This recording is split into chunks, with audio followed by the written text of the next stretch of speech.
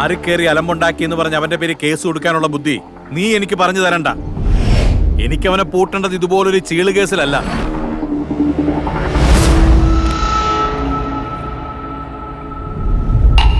നീയൊക്കെ കൂടി തന്തയ്ക്ക് ലാഭം ഉണ്ടാക്കാൻ പോയിട്ട് നഷ്ടം എത്രയെന്നറിയോടാ?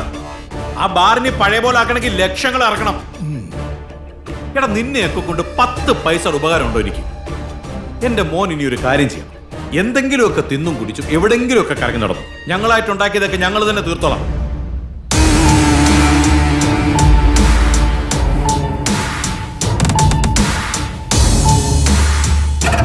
ഒന്ന് പറഞ്ഞ തന്റെ ചെറുക്കൻ ഭാഗ്യവാനാ. ആ ബാറ് കിടക്കണ കിടപ്പ് കണ്ട പെറ്റ തള്ള സഹിക്കൂല. താനൊന്നും മിണ്ടാതിരിക്ക ചാക്കോ. എന്തൊക്കെയായിരുന്നു മണി ലെൻഡറിങ് ആക്ട്, ഓപ്പറേഷൻ ഷൈലോക്ക്, എന്നിട്ട് എന്തു പിന്നാക്കാ നടന്നത്? ഇത് പഴയ കാലമല്ല. സാറിനെതിരെ ഭയങ്കര മീഡിയ അറ്റൻഷൻ ഉണ്ടെന്ന് പറഞ്ഞിട്ട് അന്ന് ഇവിടുന്ന് പോയ CA ഐസക് ഇപ്പൊ എന്തിയേ? ഗുണ്ടായിസോ നിയമം കൊണ്ട് ഇവിടെ ഒരുത്തിനും അവന്റെ ഒരു മുടിയും പറിക്കാൻ പറ്റില്ല. പുറത്തുനിന്ന് ആളെ ഇറക്കി അങ്ങ് തീർക്കാൻ പോവാ. അതിനി എത്ര ചെലവായാലും എനിക്കൊരു കുഴപ്പമില്ല.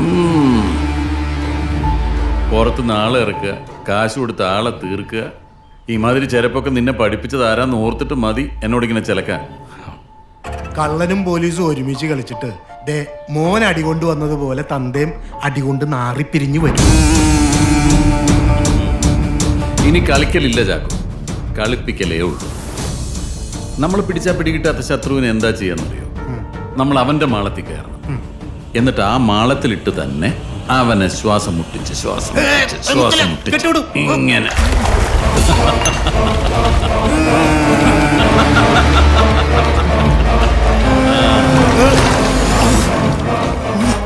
ഒരുപാട് നാവാടിയ ഇതുപോലെ പെടഞ്ഞു തീരും.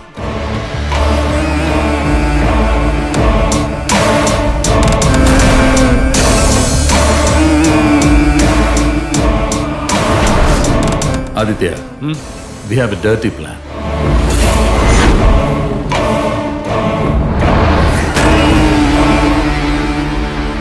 നമ്മളെയൊക്കെ ഇവിടെ വിളിച്ചു വരുത്തിയിട്ട് ഇയാൾ കുന്തം വിഴുങ്ങുവരെ ഇരുന്നാൽ എങ്ങനെയാ? ഞങ്ങൾ കുറച്ചു പേർക്കൂടെ സിനിമ എടുക്കണമെങ്കിൽ ഇയാളെ ഗുണ്ടകളിൽ പേടിക്കണമെന്ന് വെച്ചാൽ സെക്രട്ടറി ഇതിനൊരു തീരുമാനമുണ്ടാക്കണം. അതിന് ഇയാളെ പറഞ്ഞിട്ട് എന്താ കാര്യം? ഇയാളെ മുന്നിൽ നിർത്തി കളിക്കുന്നത് മൊത്തം മറ്റവനല്ലേ? എന്റെ സെറ്റിൽ കയറി അലമ്പുണ്ടാക്കിയതിന് അവനെ പൊക്കാൻ നോക്കുമ്പോ തടസ്സം വരുന്നു മുഴുവൻ ഇയാളുടെ പേരാ. ഒന്നെങ്കിൽ താനിത് ഏറ്റു പറഞ്ഞ് ഇത് നൂരണം.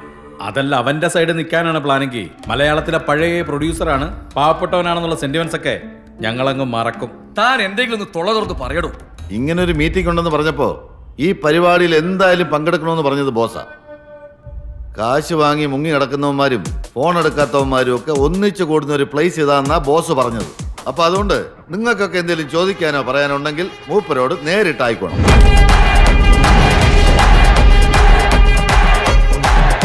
നമസ്കാരം.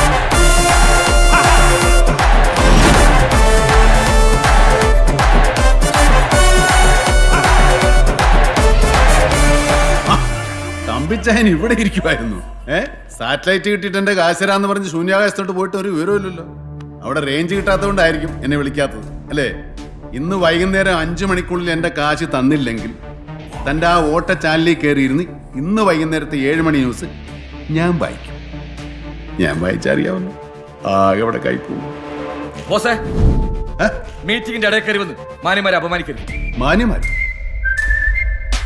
ഇവിടെ എവിടെ മാന്യന്മാർ? സെക്രട്ടറിയാ താനടക്കം ഇവിടെ ആരാടോ മാന്യന്മാർ?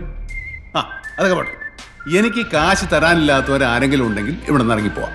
ബോസിന് കാശ് കൊടുക്കാൻ ഇല്ലാത്ത മാന്യന്മാർ ഗെറ്റ് ഔട്ട് ഹൗസ്. വെറുതെ അലമ്പുണ്ടാക്കി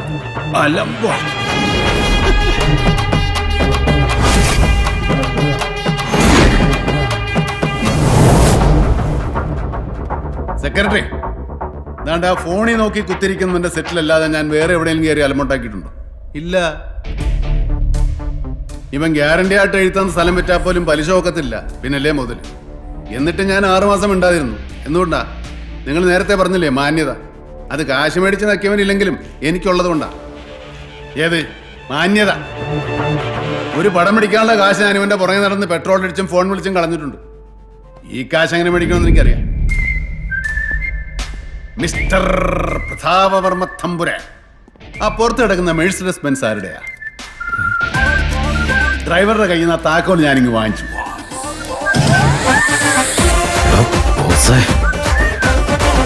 പലിശയായിട്ട് ഞങ്ങൾ അതങ്ങ് എടുക്കുക. ഞങ്ങൾക്കത് വേണം, ഞങ്ങൾക്കത് തരണം. ആ. ഒരു സെൽഫി എടുക്കട്ടെ. കാശ് തരാനുള്ള ആൾക്കാരെ ഫോട്ടോ വെച്ച് ഞങ്ങൾ ഒരു ആൽബം സെറ്റ് ചെയ്യുന്നുണ്ട്. സാറിന്റെ ഫോട്ടോ മാത്രം ഞങ്ങളുടെ കയ്യിലില്ല, അതുകൊണ്ട് വല്ലയുടെ പൊങ്ങണ്ട. പോട്ടെ. ബിൽഡിംഗ് ഒക്കെ കൊള്ളാം. ഇപ്പോ റിയൽ എസ്റ്റേറ്റ് ഒക്കെ വളരെ ഡൗൺ അല്ലേ പ്രതാപൻ സാറേ? കച്ചവടം ഒന്നും നടക്കുന്നില്ലല്ലോ. എന്ത് ഡൗണ്? കാക്കനാടുള്ള ഞങ്ങളുടെ ഫ്ലാറ്റ് പണി പകുതിയായപ്പോൾ തന്നെ കച്ചവടം കഴിയും. ഇപ്പോ തേവരെ ഒരു പ്ലോട്ട് എടുത്തിട്ടുണ്ട്, അവരുടെ ഉടനെ പെടുന്നു തുടങ്ങും. നിങ്ങൾ ഈ പറഞ്ഞ സ്ഥലത്തൊക്കെ സാങ്ഷൻ കിട്ടുമോ ബ്രദറെ? അതിന് ബുദ്ധിമുട്ടൊന്നുമില്ല. നമ്മുടെ കൂടെ ഉള്ളത് സിറ്റി പോലീസ് കമ്മീഷണർ അല്ലേ? പുള്ളി കമ്മീഷണർ? ആ, എൻ്റെ ഒരു സൈലന്റ് പാർട്ണറാ. അതുകൊണ്ട് ആ വക കാര്യത്തിന് കുഴപ്പമൊന്നും ഉണ്ടാവില്ല.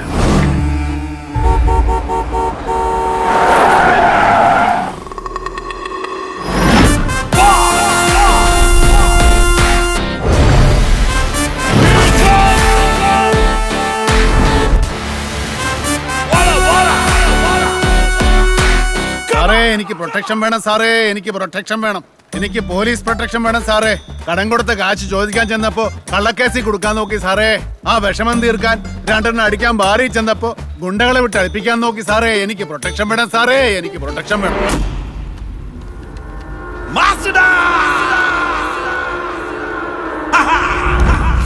നീ വലിയ കളിക്കാരനാണെന്ന് പലരും പറഞ്ഞ് ഞാൻ കേട്ടിട്ടുണ്ട്. കളിച്ച് ഇന്നലെ നീ കൈവച്ചത് എൻ്റെ മകന്റെ ദേഹത്താ. എന്നോടും പിള്ളേരോടും കളിച്ച കുറെ പേര് ഈ കൊച്ചിക്കായലിൽ മാമോദീസം മുങ്ങി കിടപ്പുണ്ട്. നിനക്കും മുങ്ങണോ? അയ്യോ, എന്നെ ഒന്നും ചെയ്യണ്ട സാർ. എന്നെ വെറുതെ ഒന്ന് ഉപദേശിച്ചാൽ മതി, ഞാൻ ചുമ്മാ അങ്ങ് നന്നായിക്കോളും. നീ പോലീസിന്റെ ശരിക്കുള്ള കളി കണ്ടിട്ടുണ്ടോ? ചെറുപ്പത്തിൽ കുറെ കള്ളനും പോലീസും കളിച്ചിട്ടുണ്ട് സാറേ. നമ്മളെപ്പോഴും കള്ളനാ, അതാ സേഫ്. അതിൽ പോലീസിന്റെ രീതി നിനക്കറിയാവല്ലോ. കണ്ണടച്ച് 1 മുതൽ 10 വരെ എണ്ണും.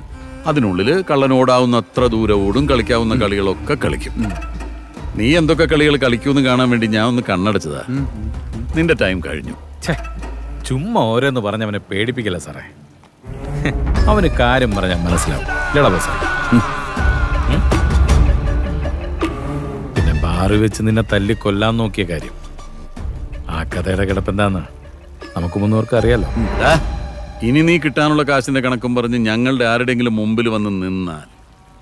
സാറിന്റെ ബെൻസിന് സൺറൂഫ് ഉണ്ടായിരുന്നു. ഞാൻ ഇന്നലെ രാത്രി അറിയാതെ തുറന്നിട്ടു. ആ പെയ്ത മഴ മുഴുവൻ കാറിനകത്തായി. കഷ്ടമായിപ്പോയി, പാവം കാർ. സാറെന്താ പറഞ്ഞ? ഇനി പറച്ചിലില്ലടാ, ചെയ്ത്ത. വേണ്ട സാറേ, വിട്ടുകളാ. എടാ ബോസേ, തരാനുള്ള കാശ് തന്നാ തീരും. പക്ഷെ നീ അതിന്റെ പേരിൽ കാണിക്കുന്ന ഈ കന്നം തിരിവുണ്ടല്ലോ, അതങ്ങനെ കിടക്കും. അതാണ്, അതറിയിക്കാനാ ഞാനിങ്ങോട്ട് വന്നത്. സാറേ, എന്റെ കണക്ക് ക്ലോസ് ചെയ്യാതെ ഞാൻ കൊച്ചി വിടില്ല. അത് കമ്മീഷണർ തടഞ്ഞാലും ശരി, DGP തടഞ്ഞാലും ശരി. നീ എന്റെ ലൊക്കേഷനിൽ കയറി അലമുണ്ടാക്കിയതും എന്റെ കാറ് കൊണ്ടുപോയതും എല്ലാം കൂടെ കൂട്ടിക്കിഴിച്ച് നിന്റെ കണക്കം ക്ലോസ് ചെയ്തു. നീ ഞങ്ങളോട് കാണിച്ച അഭ്യാസം ഞങ്ങളും അങ്ങ് ക്ഷമിച്ചു. അയ്യോ പാവം, വിശാല മനസ്കനായ ആശാൻ ഗോപാലകൃഷ്ണനോട് ക്ഷമിച്ചിരിക്കുന്നു.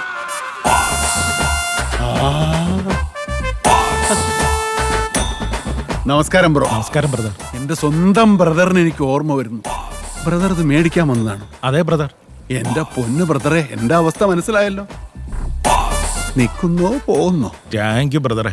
Very very welcome. വാടോ. അപ്പോ വിളിക്കാട്ടോ ബ്രദറെ. ഞാൻ ഇതുവരെ ഉണ്ടാക്കിയ നഷ്ടങ്ങളുടെ കൂട്ടത്തിൽ ഇതുകൂടെ ചേർത്ത് അങ്ങ് ക്ഷമിച്ചേര് സാറേ. സുരാ.